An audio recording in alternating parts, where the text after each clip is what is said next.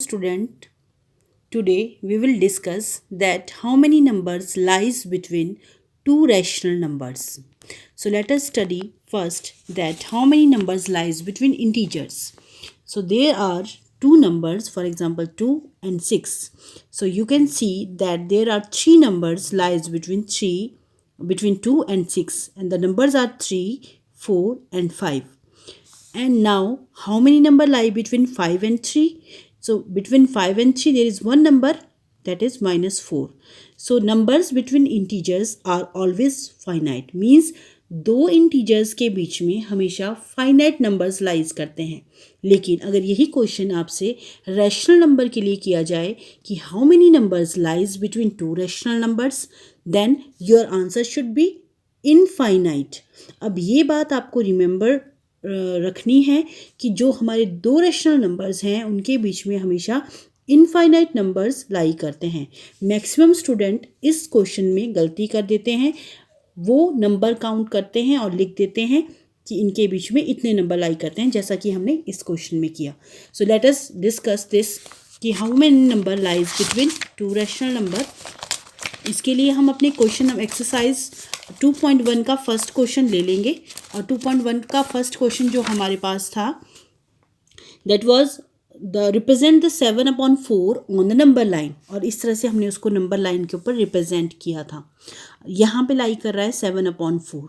और अगर हमसे पूछा जाए कि how many numbers lies between 5/4 and 7/4, suppose आपको ये क्वेश्चन मल्टीपल चॉइस में एग्जामिनेशन में आ जाता है, और अगर आप 5/4 और 7/4 के बीच में नंबर देखोगे तो आप आंसर अगर दोगे 6/4, only one number lie between 5/4 and 7/4, तो आपका आंसर बिल्कुल भी गलत होगा, क्योंकि इसका आंसर होना चाहिए infinite. Let us study why there are infinite numbers between the two rational number. For example, अगर हम 5/4 को 100 से मल्टीप्लाई कर देते हैं और 100 से ही डिवाइड कर देते हैं, सो नंबर बन जाता है 500/400.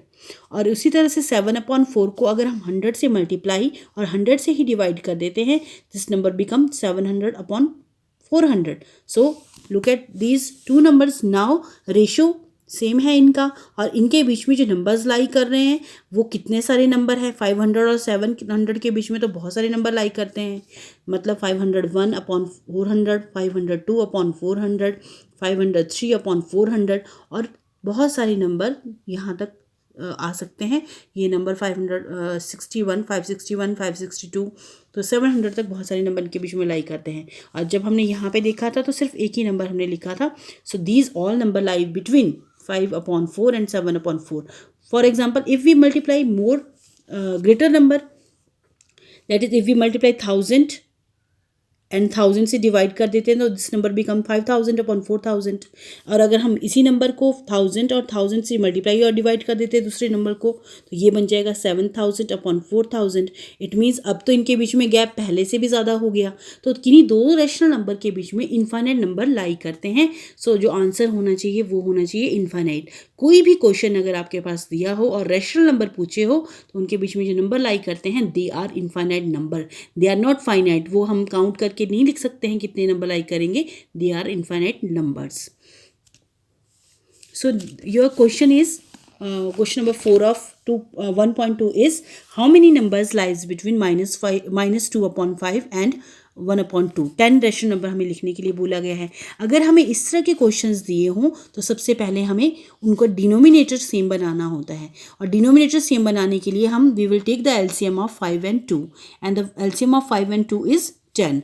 But when we multiply we will get, अगर हम 10 से, हमें यहाँ डिनोमिनेटर में 10 चाहिए, तो अगर हम 5 को 2 से मल्टीप्लाई करेंगे तो 10 बन जाएगा यहाँ पे, और नंबर बन जाएगा -4/10.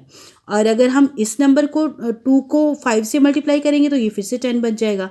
लेकिन अगर हम गैप देखें तो 5/10, और यहाँ तक कि अगर हम ये क्वेश्चन किया होता हमने तो 4/10 और 5/10 के बीच में जो नंबर लाई करते वो सिर्फ ये नंबर होते हैं, 1 2 3 4 5 6 7 8. लेकिन हमसे तो 10 रैशनल नंबर पूछे गए हैं. इसका मतलब है जो नंबर हमने चूज़ किया है वो स्मॉलर नंबर है.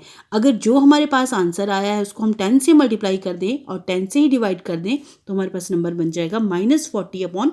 100।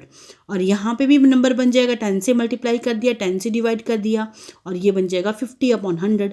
अब ये -40 और -50 के बीच में हमें बहुत सारे नंबर मिल जाएंगे, हमें सिर्फ 10 रेशनल नंबर लिखने हैं। So number can be 39 minus, हम नंबर लिख रहे हैं अब number between -40/100 and 50/100 are, so these all are the numbers -39/100. These all the numbers are lies between the -40/100 and 50/100. Actually these numbers lies between -2/5 and 1/2.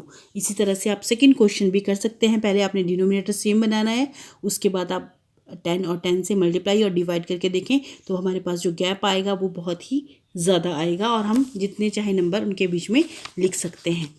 So tomorrow we will discuss the another method to find out the number between the rational number.